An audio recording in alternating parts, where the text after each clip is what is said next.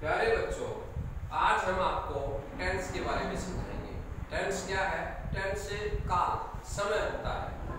Tense से तीन प्रकार के होते हैं। पहला प्रेजेंट टेंस, वर्तमान काल।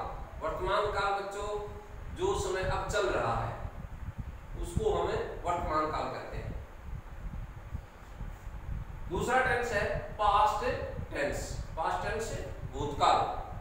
भूतकाल बच्चों जो समय बीत गया है, जो समय बीत चुका है उसको हम भूतकाल कहते हैं। जो दुनिया में है नहीं, बीत गई है, उसको भूत कहते हैं, अर्थात भूतकाल। तीसरा टेंस है बच्चों फ्यूचर टेंस। फ्यूचर टेंस भविष्य काल, जो समय आगे आएगा, आने वाला समय फ्यूचर टेंस भविष्य काल कहलाता है। इस प्रकार प्रत्येक टेंस के चार प्रकार होते हैं, अर्थात टोटल टेंस हो गए 12। अब 12 टेंसों में से आज हम पहला टेंस लेंगे, प्रेजेंट इंडेफिनिट टेंस।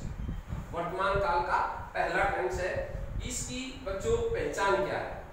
देखो, मैं आपको हिंदी मीडियम से ज्यादा समझाऊंगा, क्योंकि ज्यादा जो बच्चे क्लासरूम में हैं, पढ़ने वाले बच्चे हैं, वो हिंदी मीडियम के ज्यादा है, तो उनकी इंग्लिश है वो ओवर भी है, तो उनको अच्छी तरह से समझ में आ जाए, इसलिए मैं आपको हिंदी में समझाऊंगा। हिंदी के वाक्य में पहचान क्या होती है प्रेजेंट इंडेफिनिट टेंस की?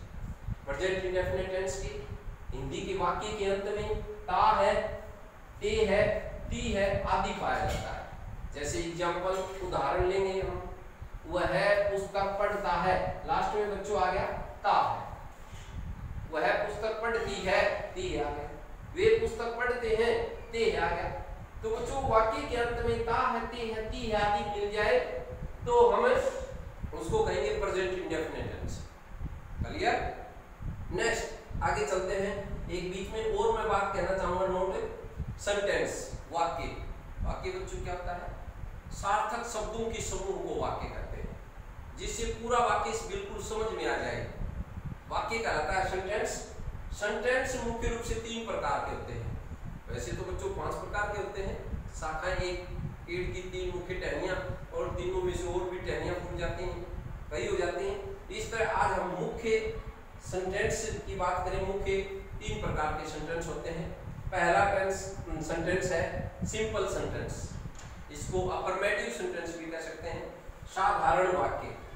साधारण वाक्य का स्ट्रक्चर, फॉर्मेट, रूल क्या होगा, शॉर्ट में मैं बताऊंगा, ज्यादा समय नहीं देता हुआ। Format, structure. सबसे पहले हम लेंगे सब्जेक्ट। सब्जेक्ट में होता है कर्ता, क्रिया को करने वाला। उसके बाद वर्ब, वी के नीचे एक है, इसका अर्थ समझ लेना, वर्ब की पहली फॉर्म। बच्चों वर्ब हमने सीखी थी क्रिया की 3 किस्में, उसमें वर्ब की पहली फॉर्म, वी के नीचे एक है तो इसका अर्थ है वर्ब की पहली फॉर्म। उसके साथ एस या ईएस। एस या ईएस बच्चों किसके साथ लगता है? जैसे सिंगुलर सब्जेक्ट है तो उसके साथ ईएस लगाएंगे या एस भी लगेगा, और जो प्लूरल सब्जेक्ट है उसके साथ हम नहीं लगाएंगे। लास्ट में ऑब्जेक्ट, ऑब्जेक्ट करवाता है। ये है स्ट्रक्चर हमारा, सब्जेक्ट प्लस वर्ब की फर्स्ट फॉर्म प्लस एस या ईएस प्लस ऑब्जेक्ट। इसको हम किस तरह से चाहेंगे, एग्जांपल की प्रैक्टिस करेंगे तो और भी अच्छी तरह से समझ में आ जाएगा। उदाहरण जैसे हमने ऊपर लिया था बच्चों, वह पुस्तक पढ़ता है। अब वह सब्जेक्ट बताओ इसमें क्या है? इसमें सब्जेक्ट है वह। सब्जेक्ट आ गया तो स्टार्टिंग में सबसे पहले आ गया सब्जेक्ट ही। अब नेक्स्ट आ गया वर्ब की फर्स्ट फॉर्म। वर्ब क्या है बच्चों इसमें? देखो, पुस्तक पढ़ता है, यानी कि पढ़ता है, वर्ब है। अब पढ़ना की रीड, और रीड की फर्स्ट फॉर्म रीड ही होती है। तीनों एक जैसे होते हैं, रीड रीड रीड। तो सिंगुलर सब्जेक्ट है तो इसके बाद वर्ब के साथ हम एस लगाएंगे, ही रीड्स। और ऑब्जेक्ट क्या है? बुक, बुक आके रीडेबल होगी। ही रीड्स बुक, वह पुस्तक पढ़ता है। ये हमारा साधारण वाक्य हो गया, सिंपल सेंटेंस। इसके बाद नेक्स्ट आते हैं बच्चों हम नेगेटिव सेंटेंस। नेगेटिव सेंटेंस नकारात्मक वाक्य, जिसमें नहीं आ जाए, नोट आ जाए, नो, नहीं, नेगेटिव का बोध हो, उसको हम नकारात्मक वाक्य कहते हैं। इसका स्ट्रक्चर क्या आएगा? सब्जेक्ट प्लस हेल्पिंग वर्ब इसमें आएगी बच्चों, डू नॉट या डज नॉट। हमने डज नॉट। अगर सब्जेक्ट हमारा सिंगुलर है तो हम डज नॉट का प्रयोग करेंगे, अगर हमारा सब्जेक्ट प्लूरल है, बहुवचन है, तो हम डू नॉट का प्रयोग करेंगे। ये बात ध्यान रखना है। नेक्स्ट, वर्ब की फर्स्ट फॉर्म प्लस ऑब्जेक्ट। जैसे स्ट्रक्चर को हम जैसाएंगे एग्जांपल से और अच्छी तरह से क्लियर हो जाएगा। एग्जांपल जैसे वह पुस्तक नहीं पढ़ता है, अब नहीं का बोध आ जाता है बच्चों, तो उसको हम समझ जाएंगे कि हमारा नेगेटिव सेंटेंस है, नकारात्मक वाक्य है। अब इसको ट्रांसलेट इनटू इंग्लिश, वह ही और ही सिंगुलर सब्जेक्ट है तो उसके साथ आ गया डज नॉट। अगर प्लूरल होता तो डू नॉट आ जाता। बच्चों एक ध्यान रखना है, डू नॉट डज नॉट आ जाता है तो उसके बाद वर्ब की फर्स्ट फॉर्म आती है, उसके साथ एस या एस में लगाएंगे। नेगेटिव और इंटरोगेटिव में अकेली पहली वर्ब का प्रयोग, वर्ब की पहली वर्ब का प्रयोग होगा he does not read book, वह पुस्तक नहीं पढ़ता है। बच्चों एक बार फिर मैं नोट करवा देता हूं, नेगेटिव सेंटेंस और इंटरोगेटिव सेंटेंस में डू और डज हेल्पिंग वर्ब प्रयोग हो जाती है तो वर्ब की पहली फॉर्म का प्रयोग किया जाता है। सिर्फ सिंपल सेंटेंस में ही हेल्पिंग वर्ब डू डज का प्रयोग न होकर के वर्ब की पहली फॉर्म के साथ एस या ईएस लगाते हैं। नेक्स्ट आ गया वाक्य में इंटरोगेटिव सेंटेंस। इंटरोगेटिव सेंटेंस होता है बच्चों प्रश्नवाचक वाक्य, जिसमें प्रश्न पूछा जाए, क्या वह पुस्तक पढ़ता है, क्या, और लास्ट में इंटरोगेटिव साइन। ये दो संकेत मिलने से हमें पता चल जाता है कि वाक्य प्रश्नवाचक वाक्य है। अब इसका स्ट्रक्चर देख लेंगे हम।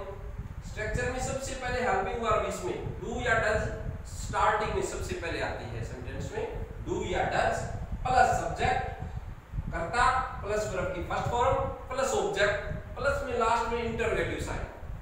बच्चों अब समस्या हमारी ये आती है कि डू और डज में हम किसका प्रयोग करें।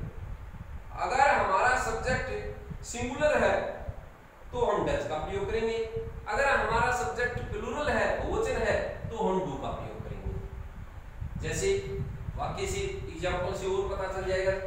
एग्जांपल है उदाहरण, क्या वे पुस्तक पढ़ते हैं, क्या वे पुस्तक पढ़ते हैं। बच्चों देखो इसमें सब्जेक्ट क्या है, सिंगुलर है कि प्लूरल है, प्लूरल है, बहुवचन है, तो बहुवचन के साथ हम डू का प्रयोग करते हैं। तो स्टार्टिंग में आ जाएगा do they read book, last में इंटरोगेटिव साइन। बच्चों अब हम एक एक्सरसाइज देते हैं आपको घर से करने के लिए, ताकि आप प्रैक्टिस करेंगे तो आपको इस टेंस का भली भांति अच्छी तरह से अध्ययन हो जाएगा। जैसे पहला वाक्य हम लेते हैं, वह दूध पीता है, वह दूध पीता है। जैसे देखो बच्चों सब्जेक्ट क्या हो गया इसमें, वह है, पीना, पीता यानी पीना, पीना वर्ब हो गई और दूध ऑब्जेक्ट हो गया और ये वह है ये सब्जेक्ट हो गया। अब हम इसको ट्रांसलेट करेंगे। तीन वाक्य बनाने हैं बच्चों आपको, simple sentence, negative sentence, interrogative sentence. बड़ा इजी है, आप रुचि लेकर के करिए स्ट्रक्चर के अनुसार। वह दूध पीता है, एक एग्जांपल मैं करके दिखा देता हूं, ही ड्रिंक्स मिल्क, ही ड्रिंक्स मिल्क, वह दूध पीता है।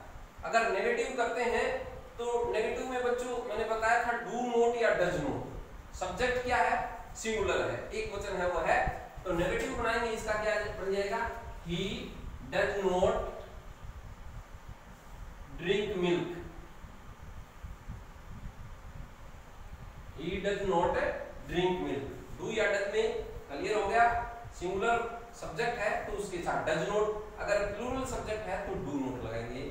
वो है दूध नहीं पीता है, he does not drink milk. अगर हम इसको इंटरोगेटिव बनाएंगे तो डू और डज वाक्य के सबसे पहले आ जाएगा। जैसे डज सिंगुलर है तो does he drink milk, last में interrogative sign, does he drink milk, क्या वह दूध पीता है। इसी तरह बच्चों आपको नेक्स्ट सेंटेंस के तीन सेंटेंस बनाने हैं। राधा गाना गाती है, अब राधा सब्जेक्ट हो गया, RADH राधा। गाना की सॉन्ग हो गया, और गाती यानी गाती है ये वर्ब हो गया, सिंग, सिंग, सैंग, संग, वर्ब भी आपको आती होंगी। नेक्स्ट है वाक्य वे फल बेचते हैं। बच्चों इसमें सब्जेक्ट क्या है? सब्जेक्ट इसमें है वे। वे सिंगुलर है या प्लूरल? प्लूरल है, बहुवचन है। तो बच्चों याद रखना, बहुवचन अगर सब्जेक्ट है तो उसके साथ हम डू का प्रयोग करेंगे, डू नॉट या डू करेंगे। सिंपल में हम डू डज नहीं करेंगे, वर्ब की पहली फॉर्म का प्रयोग करेंगे। फल ऑब्जेक्ट हो गया फ्रूट, और बेचना की सेल, SELL, सेल में बेचना। नेक्स्ट वाक्य है वो हम चाय पीते हैं। हम, देखो बच्चों सब्जेक्ट क्या है इसमें? प्लूरल आ गया, बहुवचन आ गया, हम, वी, और वी के साथ हमें नेगेटिव और इंटरोगेटिव सेंटेंस में क्या यूज करेंगे? डू नॉट, डू या डू नॉट। वी, हम, चाय का ऑब्जेक्ट आ गया टी, और पीना की बच्चों टेक लगाएंगे हम यहाँ। पीते हैं कोई चीज तो उसको टेक ठीक रहता है, वैसे तो ड्रिंक भी ठीक है पर टेक और ज्यादा सुटेबल रहता है। टेक नहीं लेना, टेक टू टेकन, वो नेक्स्ट टेंस में अलग अलग वर्ब की फॉर्म का प्रयोग होता है, वो हम उस समय बताएंगे। अगला वाक्य है अध्यापक बच्चों को पढ़ाते हैं। अब देखो बच्चों ये सारे सेंटेंस है ना, ये प्रेजेंट इंडेफिनिट टेंस के, इनके लास्ट में ता है, टी है, ते है, ते है, ते है, ये आ गया। तो अध्यापक सब्जेक्ट हो गया, बच्चे स्टूडेंट्स ऑब्जेक्ट हो गया, पढ़ाना रीड वर्ब हो गई। तो बच्चों मैं ये आशा करता हूँ आपको समझ में आया होगा। अच्छी तरह से इसको वीडियो को ध्यान से पढ़ें, समझें। अगर फिर कमेंट करें नहीं समझ में आता है तो हम और अच्छे तरीके से नेक्स्ट क्लास समझाएंगे।